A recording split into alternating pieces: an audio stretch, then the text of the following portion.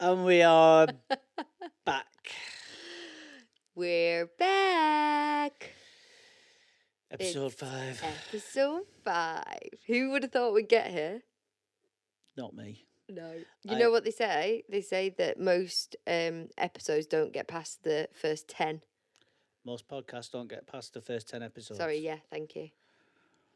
That's insane. So we've still got... That's understandable, actually. Yeah, we've still got 5 to go. That is understandable. But I've got faith in our survival of the podcast. Well, Wars. we've made it this far. We're halfway to where they thought we would never be, so... I'm very proud of us. Yes.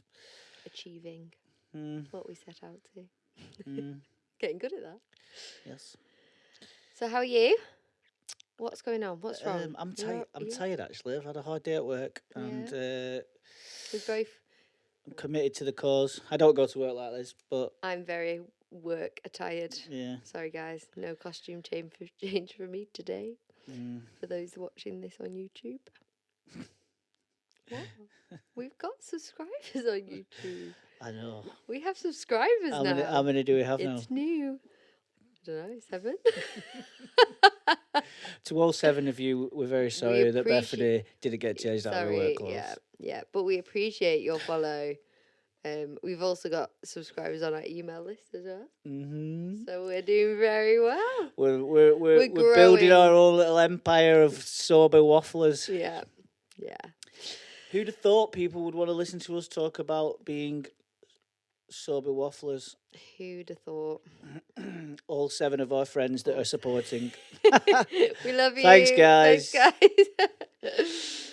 But anyway, please join for the journey. We really would like it. So yeah, how's your week? Oh my God, we watched a great film this week. What film? Better Man. Better Man. Bye. I thought it was going to be Better Man. For God's sake. No, I thought it was really good. Yeah. So the Robbie Williams film, Better Man. Yes. Which many would think, there's a monkey in that film.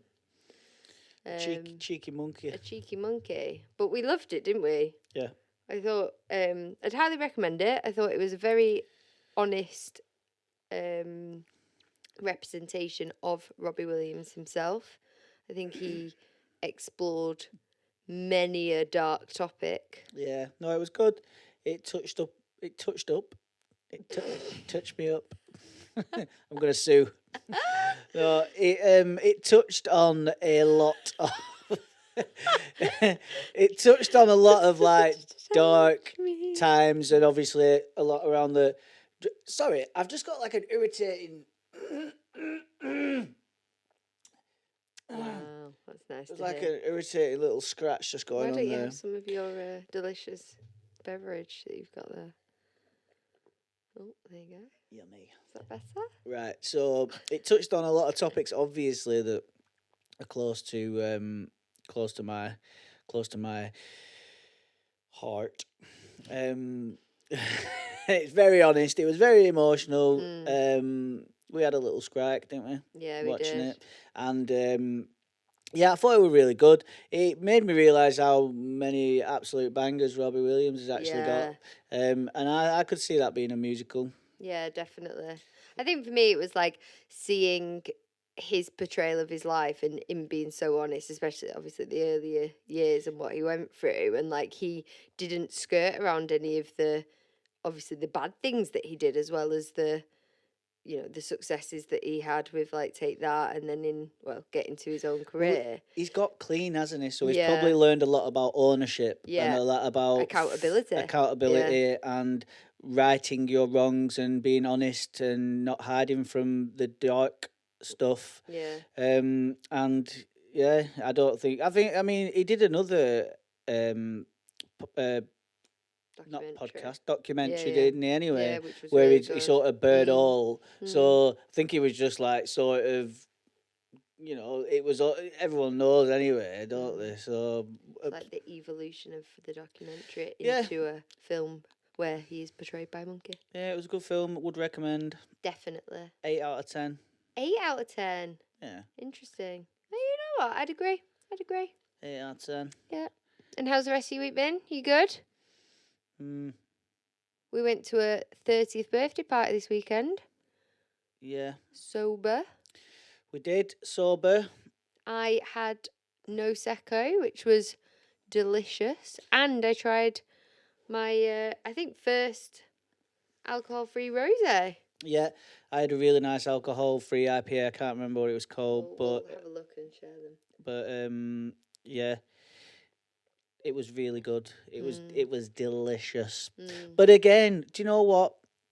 I really enjoyed having the non-alcoholic beer. I enjoyed the environment for about 2 hours. Yeah. And then I was like, I just want to go home. When we sat in the car and it was like 10:30 and I was just like, oh, I cannot wait to go home and get in bed. We actually did really well, you know. We got there for 7 and we didn't leave till 11.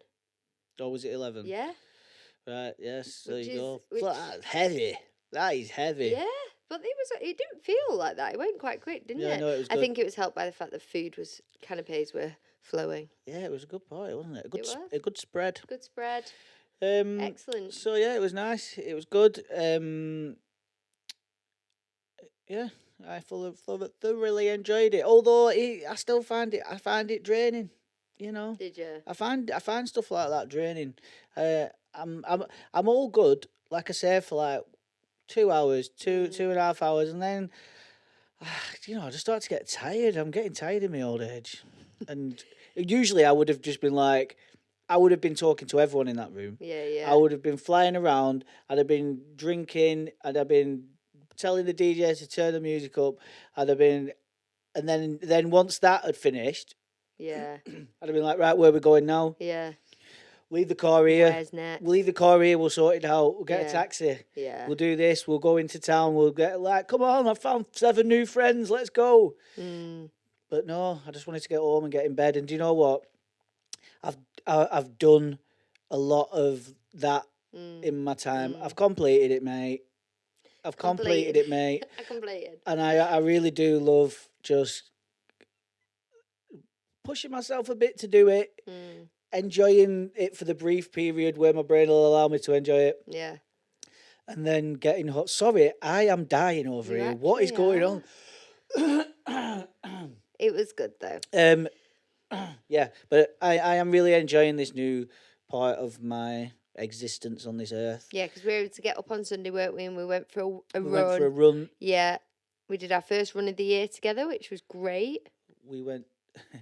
It was great. It was great. I had a great time. I like running with you. It motivates me because. Yeah, no, it was good. It was nice. It was. It was sunny. Good. It was sunny. We got up at like 7:30. Yeah. We went to Heaton Park. Yeah. We ran around Heaton Park, which is a lovely park. If you don't know, I ended up really hill nice sprinting with a stranger. Yeah, you did. Oh my God, you did. He asked me to join in on his last hill sprint. There was 2 moments that made me grateful just to be alive on that run. Right, go on. One was we ran past that little girl and she smiled and put her thumb up and she was like, "Good job, guys." Yes. And we were like, "Oh, that's adorable." And then the second was this gentleman who was doing hill sprints up a hill, but a steep hill. Asked Bobby to run up the hill with him. Which he did, and he did very well. He beat him. He beat the man, the old 62-year-old man, but he was a very, very fit 62-year-old. It was like seriously impressive. And then he continued to tell us about nutrition. There was no joy in that victory. No, I had a little bit of joy, and then he was like, "I'm 62," and I was like, "You're a bastard. You should have just stayed alongside him." He only asked you to do it to motivate him to do his last one. His last one out of 10. Yeah. And you just fucking But anyway, but he then all the wins. Yeah, and then he talked to us about his nutrition and recommendations on a healthy life. Just a really nice human moment. Interaction, very nice interaction. And we wouldn't have had that if we'd have been. We would not dying in bed. Exactly. So, So there you go. What is this week's episode about? Why are you saying it like that? Because it's always a drama when we go into this bit, isn't it? Never a drama. I always do it wrong. No. Yeah, go on. What's this episode about? This week's episode, we're going to talk about relationships, dating, Well, specifically us. Yeah, obviously. Not just dating in general. Who else do we talk about? Our dating and experience. Yeah, and going sober in a relationship. Specifically, this episode is about dating around sobriety and our experience. Yes. Juggling my sort of quest to go sober when it wasn't really in your peripheral, if that's a thing. Not in my peripherals. Not in your line of sight when we got together. Yeah. And everything that came with that. Yeah. So here we go. Here we go. Right. So yeah, you could. I feel like you should take it away because you're probably the one that is more prepared, and I'll just answer. Okay. Snoop. Well, let's kick off at the very beginning. Let's not kick off. It's That's what we did last time. Let's start at the very beginning. Right. Very good place to start. Right, okay. So we obviously started dating. We met on Hinge. Unhinged. The second time. Yes. So Rob swiped twice. Yes. You just ignored me the first time. I did. I don't remember doing it though, which is, I don't know if that's a good thing or a bad thing. Maybe it wasn't you. Oh, liar. Maybe I said it to make you feel good. Well, it worked. Was it me? I don't know. I think so. But we met on Hinge. There were so many. It ignored me. We met on Hinge, and where did we meet? I think it was on Hinge, not Bumble. Hinge. We're not promoting Hinge, right? And we were at the start. We were chatting, weren't we? And you weren't drinking then. Well, I was in and out. In my head, I've always been like, I'm gonna quit, as you know. Do you know what I mean? I've been on it for quite a while now, a good few years, trying and starting again, starting again. You know, on the old wagon, falling off the wagon, back on the wagon, falling off the wagon, back on the wagon. That wagon. Falling off the wagon. That wagon is ruined. Yeah, that wagon. I don't have a joke for that. I thought I had one then, but it went. Anyway, so I had been trying for a long time, and I think you'd recently done like your 10 months, hadn't you? Well, no, that was like a couple of, that was like 2 years before we met, I think. But anyway, but you were always on and off. Yeah, the point being, I sort of had it in my head. But when we first met, I know we didn't drink on our first date. Yeah. But. We went out from there and we drank, didn't we? You know, so I was drinking, but I don't know when did I sort of say to you that I was probably gonna stop at some point? Yeah, I think you had talked about the fact that you'd had a period of time where you didn't drink. Yeah. But I don't think in that first few dates you'd actively kind of said that you were going to stop. Was I saying more? But you were talking about that you'd stopped before, and I think it was more me saying I'm trying to not do it as much. Yeah. Yeah. So like I'm trying to just enjoy going out every so often, and then not do it for like a month or two at a time, which we all know is impossible. Yeah. For me. Yeah. So our first date, like you say, that was sober. Yeah. Which I think was like one of my first dates. Probably, my first date where I'd not at least had a drink. Yeah. Like a Dutch courage beverage. And actually we had like a great time. Like we spent like 5. We had a good time in the sense. I had a good time in this. I mean, I had a good time. I've got something to tell you. Yeah, I did, but it was tough. Like it was tough because it's like all my life, if I've ever gone on dates or met new people and stuff, like, so in that social aspect, most of the time it's been with a drink, and it's been much easier. So it's hard. It is quite hard, but we did well though. We did 5 hours. We did do 5 hours, and it was good. It was exciting. It was like it was good. New. you don't usually feel those nerves because you have a couple of beers and you don't feel it. But it was like everything feels like you feel everything, don't you? You feel the nerves. You felt like the excitement, the tingles, the excitement, the tingles, the absolute joy of winning pool. That was me. Was it? Yeah, you cheeky bloody sod. Well, are you sure? I'm sure I won 3-2. Maybe I felt good because I let you win. Lies, all lies. Don't know. Fun fact: I'm excellent at pool. I've won competitions.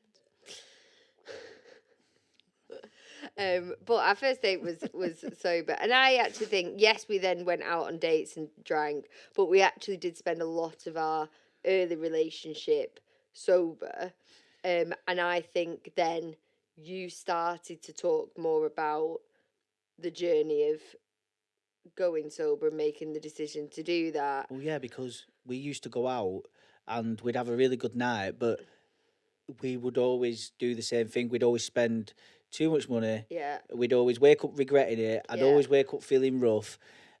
I'd always take it too far. Yeah. Yeah, you'd push me. What? You'd put no. You'd we'd end up.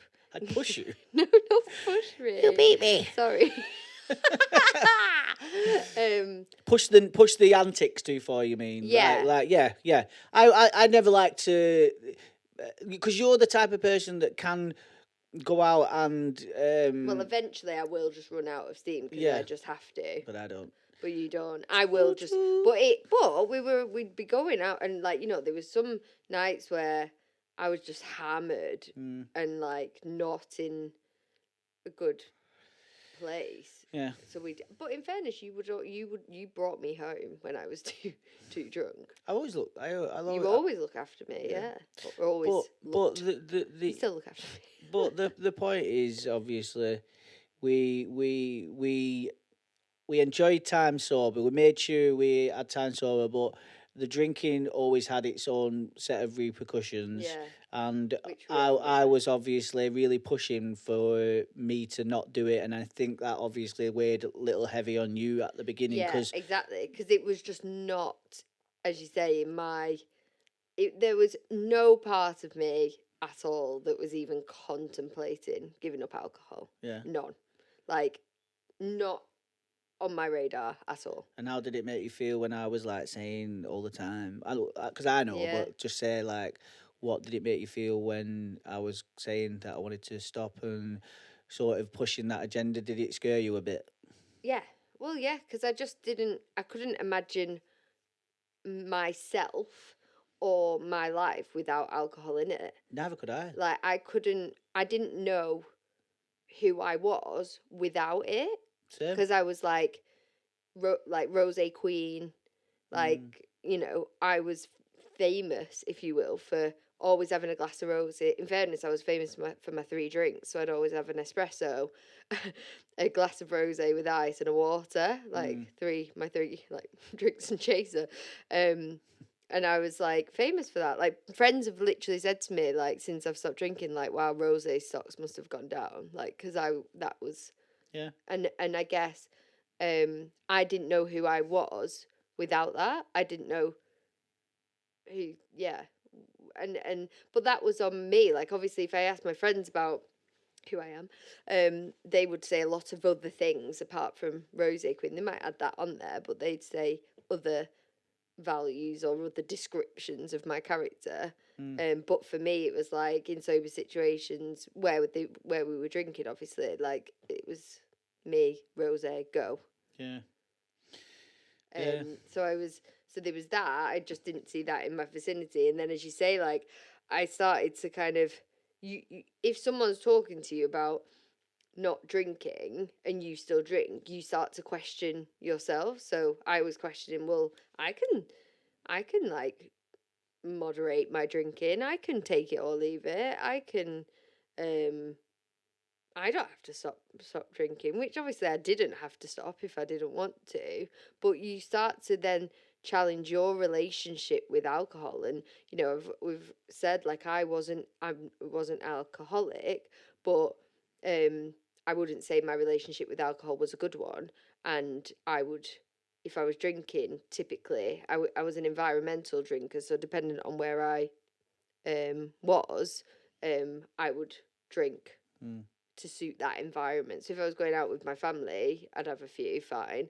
But typically, if I'm going out with my friends, I'm going out and I'm getting drunk, and I use that as a fuel and a crutch. Yeah. So I just started to question that heavily, and you feel like you're being judged. I felt like you were judging me. You weren't, but I felt like you were judging me. Yeah, and as a result of my. I felt like I was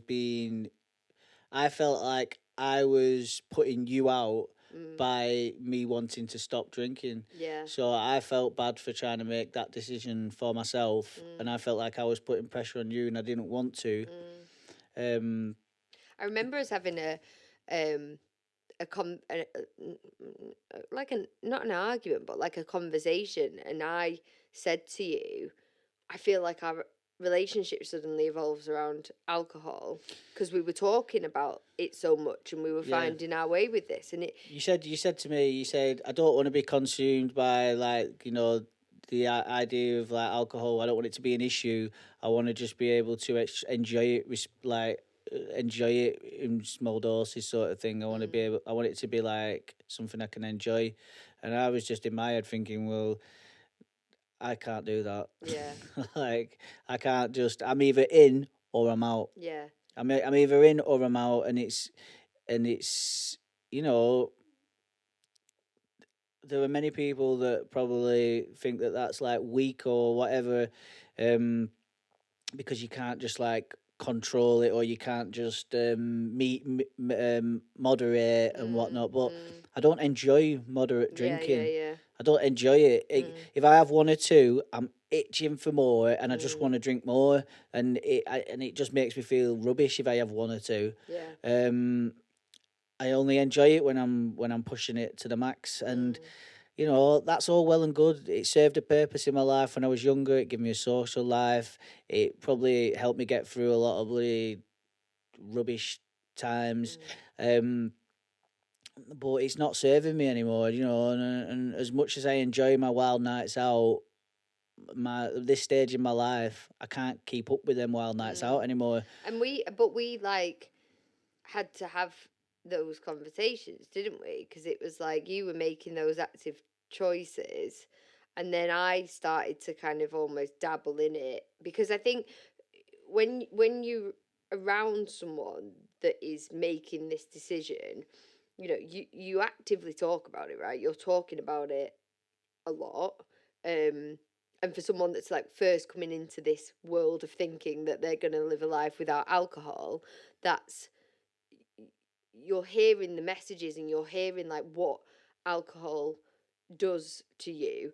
And like, you know, for you were listening to podcasts and you were listening to influencers talk about it and all these things. So I'm then hearing those messages. So I'm starting to pick up and then question, like, oh, well, maybe this isn't the best thing for me, shock horror.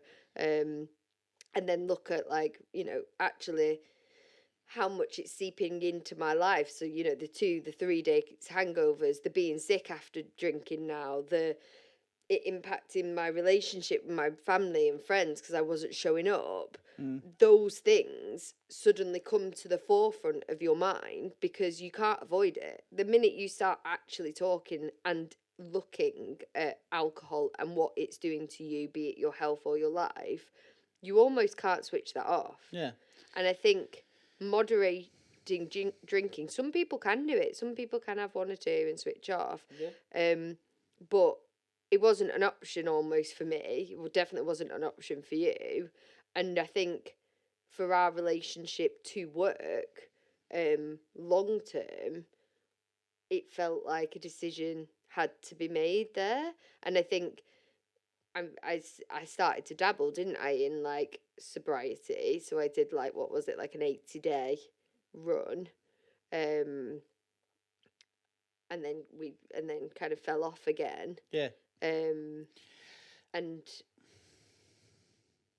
I think that was kind of my first real window into doing it properly. Yeah, so in a sort of roundup way, when I was first talking about it, you was sort of dead set against it. And then you sort of came to try it and realize that you enjoyed the benefits of it, and so that there was a place for like cutting alcohol in your life. But it's the benefits are real. The benefits are real. You get your mornings back. Like you do feel good. You feel like you're achieving stuff. You feel like you're not getting any of the negatives from alcohol which used to affect you. Yeah. But it comes with with challenges. It comes with you're giving something up as well. It's not all just good. Like alcohol, there's a reason why it's popular. Yeah. Like, because it takes your cares away. Look, there's not many people in the world that are all at peace with themselves and confident and thinking. Lots of people have got stuff going on up there, and alcohol just takes that away. So you're having to deal with that on your own. So you got to you have to sort of weigh it up. And I feel like I hope that I always feel like the juice is worth the squeeze with it, because I don't want to go back to doing it. And I don't think I will. But you got to stay on guard and keep working on yourself, because I feel like if you sit for too long and linger on the old nostalgic thoughts of going out. They were talking about it at work today, about the summer beer garden and thinking, and I got this really vivid memory of like walking into Manchester Centre and everyone's out dancing, there's music playing, you got that heat in the air, and you have a couple of beers and you just walk in front of thousands of people and you just feel so calm and not calm, but like you feel so happy and at one with like everything that's going on around, that's a real memory of it. Like I've got to also remember what I was after that, and like it doesn't last, but if you're not careful and you think about that bit too much, and you don't work on the benefits of being sober, like you don't actively seek more things to do to get the benefits of being sober, I feel like you can go back there. And sorry, I went on a bit of a segue then. Like it was just a thought that popped into my head about what I was thinking today at work. So I wanted to elaborate on that. But, And I guess, from a dating and perspective, that pull almost like those kind of that description that you just said then, that's like a prime dating day out, isn't it? And like we did that. We definitely did that. We went on a date. Our second date was in Manchester, and it was sunny, and we went out and we bar hopped and we did. There's something really enticing about that, like carefree, both of you getting shots in and sitting in a bar and getting all cozy, cuddling up together, being all soppy with each other and being just. But it's like it's a myth. It's a lie. Like if you were to. Well, that's not fair, because we had a good time. So I wouldn't say it's a myth and a lie, because we look back and go, no, we had good times. No, don't get me wrong. In my head, I was having a great time. Like don't of course I was. But I'm talking like if you're a fly on the wall looking at that with a clear mind. Yeah. Okay. It's I don't know. I don't like looking back at like videos of myself at all, like being drunk and stuff like that. I feel like my experience with alcohol towards the end was really sad. Like it was actually just really hectic and really messy and really like it just felt like a bit of a I just felt like a waster. And so I know it. Of course, it was nice, and of course those things are nice, and those memories with friends are nice, and those crazy times where you've done it, and that's fine to look back and think they were nice. Yeah. But there's got to come a point where if you are real, now don't get me wrong, like you just said, some people can enjoy it in moderation and live their whole lives with it out affecting. It's not about you. If you are feeling like alcohol's messing up your life and it's making you upset and it's putting you in positions you don't want to be in, and it's something that just weighs heavy on you, you've got to make a decision. You've got to say, have I had enough yet? Serving me anymore. Have I had enough yet? Yeah. I'm gonna have to miss those fun bits, those little fun bits that last probably 20 minutes, and because I want to get like all the good bits of not doing it. But it's not for everyone. It's not everyone's cup of tea, and you'll know you're ready to give it a go when you're probably listening to this, to be honest. Yeah. If you're listening to this, you probably know what I'm talking about. Yeah. And I think as well, just to come back to the relationship bit, because like, for us, we had our journey, but I guess with, the relationship part's really difficult. If one person's making a decision to go sober and you're not ready for that, that can be hard. That can be difficult. And it was for me. It was difficult to kind of navigate my thoughts and emotions around that, to kind of make the decision to change. You're changing your life. You are changing your life. Yeah. And, things come with that decision of like, you start to feel like distant from your partner. Your social lives will change, like they have to. Like your social activities will shift as a result of not drinking. Therefore, if your partner's carrying on drinking, you won't be doing the same things anymore. So that's like where the worry comes in, isn't it? Because you're worrying that the dynamics are going to change. You're worrying that the way you have fun is going to change. You're going to grow apart. You're worrying that they might judge you. You're worrying that they're... But, these are all real things. But at the end of the day, you can't live a life that's making you ill, making you...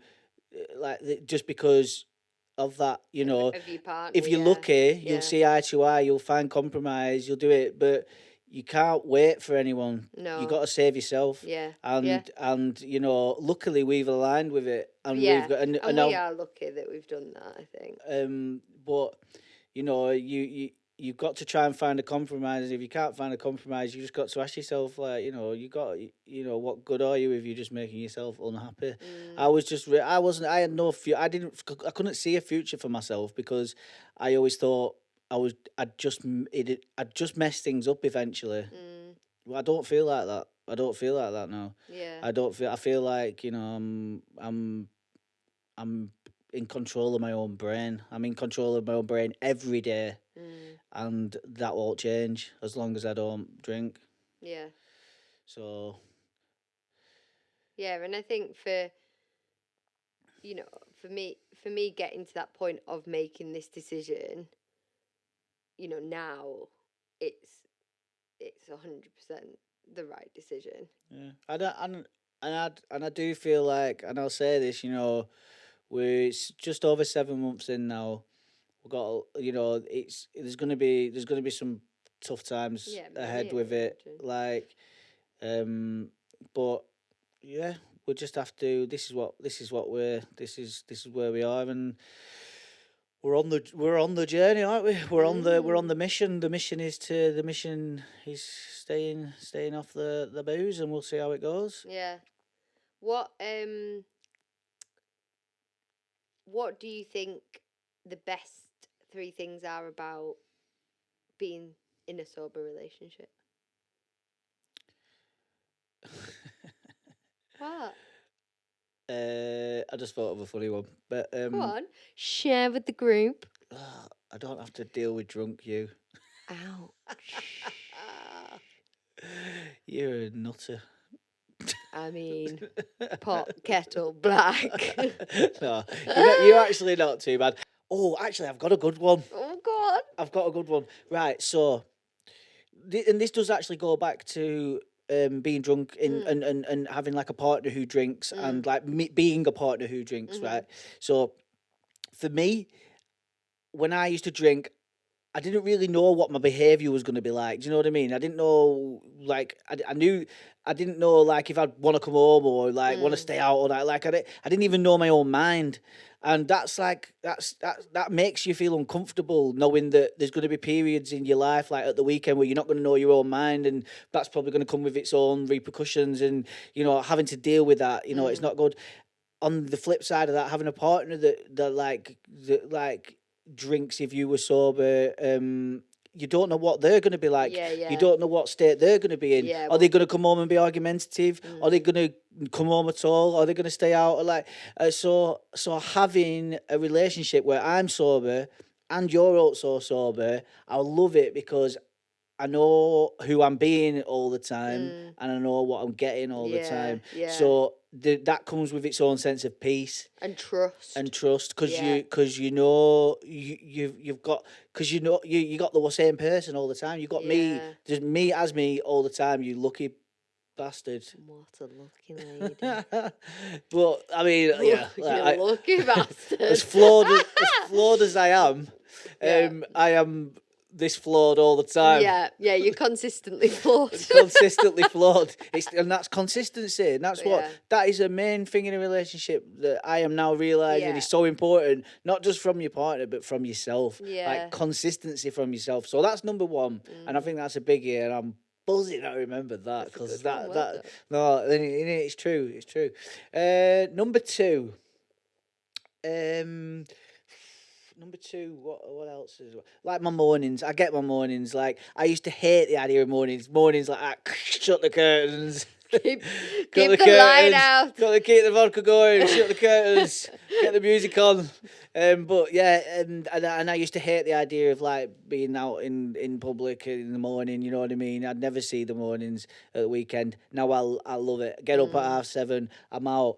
I'm going on walks. We're getting fresh air. Sometimes just when we're just walking and the sun's out, you're just breathing. You're just like, oh yes, what a life. And he does do like that. Yeah, I do. I really meditate while I'm walking, and like I just feel so grateful that I'm not being controlled by the urge to keep drinking and keep seshing, and like I'm so grateful that I've managed to keep myself away from it all, and I'm feeling that feeling. Yeah. So that number two, having my mornings, I'm getting excited thinking about it now. Like, oh wow.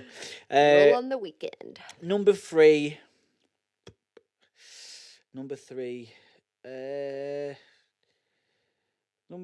Just. I don't know really. What would be a third one? Obviously, just the third one being not having hangovers. The third one being not having all the negative emotions that come with it. That's not relationship based though. Oh, you didn't say it has to be relationship based. I said in a relationship.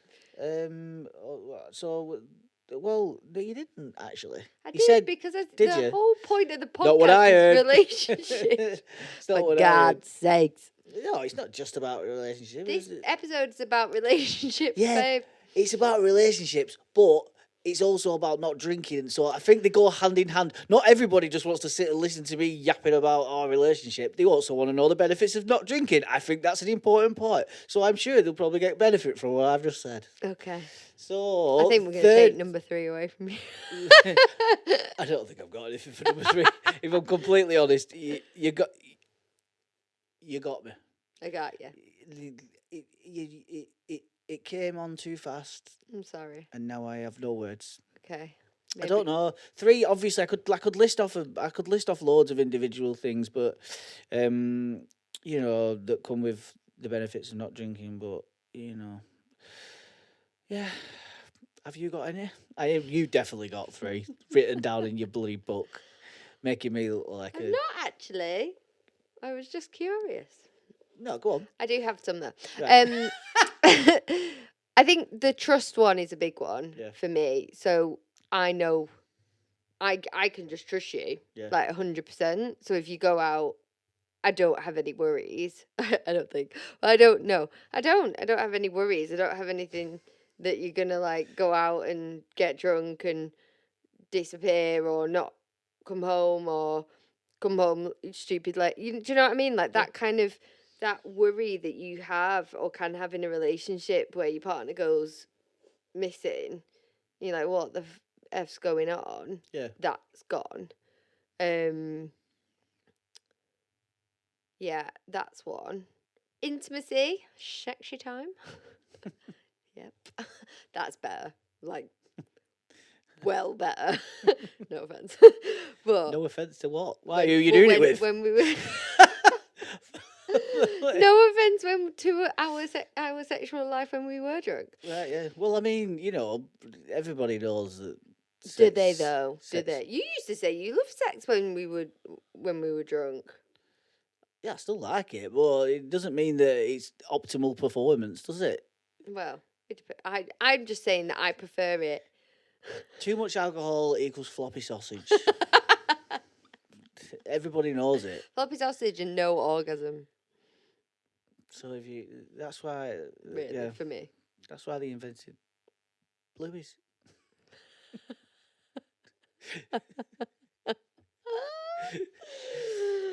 Yep, that's why, kids. But intimacy is a big one because it's just better.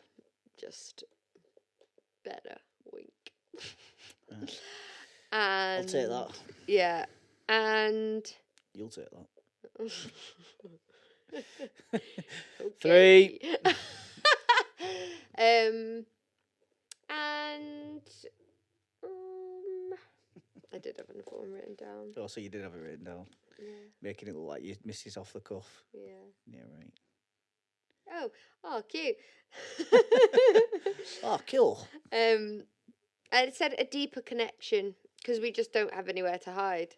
So I think we really feel every emotion. Yeah. Every emotion. Mm-hmm. The good, the bad, the ugly. Mm-hmm. But there isn't anywhere to hide when you're not drinking. So it's like, here I am. Take me. Right, well, we know what we're doing after this.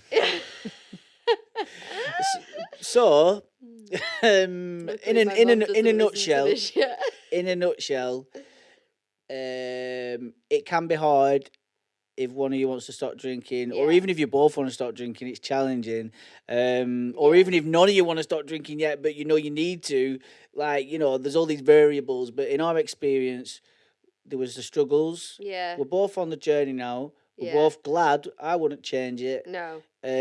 So it can be done. Yeah. And just remember that if you're gonna feel, dependent on which side of that coin you're on, whether you're the person that's drinking and your partner wants to stop, or your partner's stopping.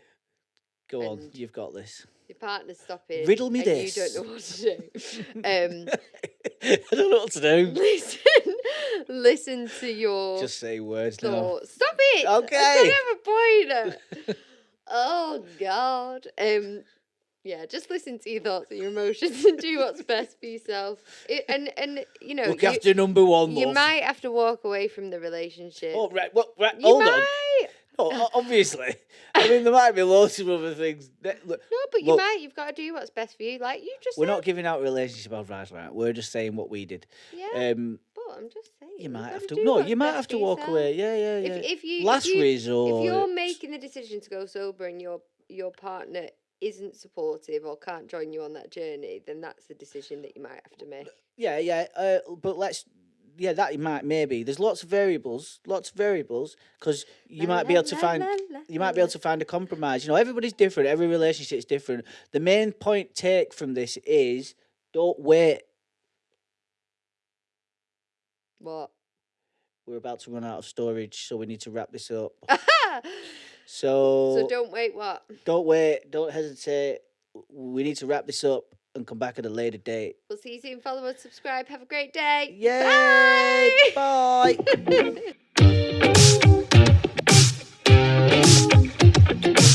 DryWaffle.